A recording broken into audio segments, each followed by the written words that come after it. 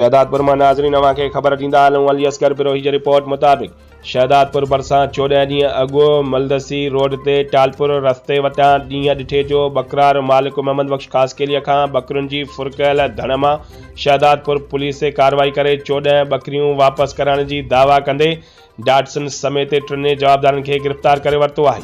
उन सिलसिले में एसएचओ शहदादपुर महमद हनीफ महर ॿुधायो त खुफ़िया इतला मिलण ते राति देर सां सईदाबाद लॻे कार्रवाई करे हिक डॉटसन समेत 3 जवाबदारनि अख्तर रिंद मौलाबख्श चांडियो ऐं शाहिद साल खे फुरकयल बकरियुनि पिस्टल ऐं गोलनि समेत काबू करे गिरफ़्तार कियो आहे। फुरकयल भलोड़ नस्ल जे बकरियुनि जे धण मां हथ कयल 14 बकरियूं सुञाणप करण बैदि बकरार मालिक मोहम्मद बख्श ख़ासकेलीअ जे हवाले करे छॾियूं आहिनि।